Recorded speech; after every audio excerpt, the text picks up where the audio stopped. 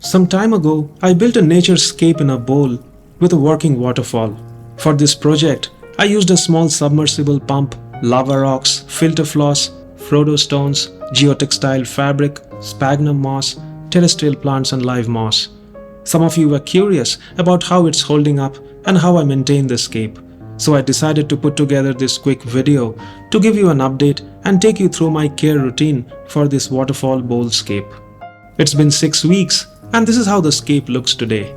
Here's a quick comparison between day 1 and week 6. I think you can already tell that it's doing quite well. The plants are healthy and have grown taller, which makes the scape look slightly out of scale at the moment, but we'll address that later. I was a bit apprehensive about the snow bush, but it is thriving. It sheds some older leaves from time to time, which I remove manually. However, there has been a consistent spurt of new growth. This plant clearly enjoys having its roots in moist substrate.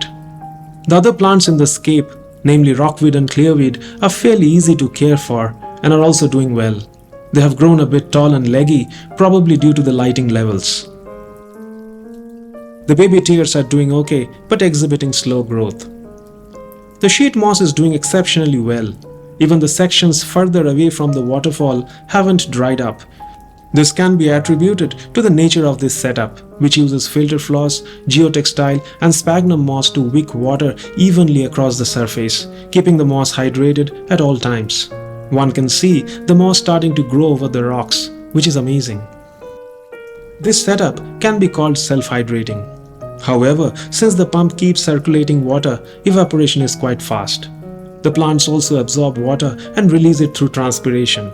Because the water table is shallow, I have to top up the water every other day to prevent the pump from drying out.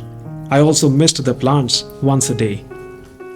The sphagnum moss used as substrate for the plants does not provide any nutritional value, so I use the DOOA Wabikusa mist, a liquid fertilizer, every alternate day. I apply it both as a foliar spray and a substrate spray. Some of you have asked how I would conduct maintenance if the pump breaks down. I considered this during the build, but creating a separate easily accessible pump vault in such a small setup was very challenging. In the event of a pump failure requiring service, I believe it may be possible to access the pump by lifting the geotextile sheet and gently pulling it out. It won't be an easy task for sure, but it should be possible.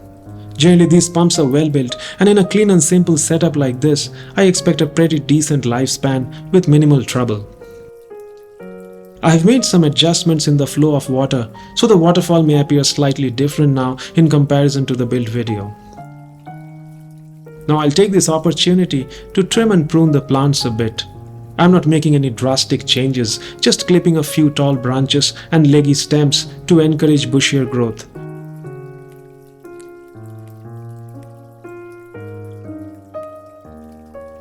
I also planted back some of the cuttings to fill up the empty spaces.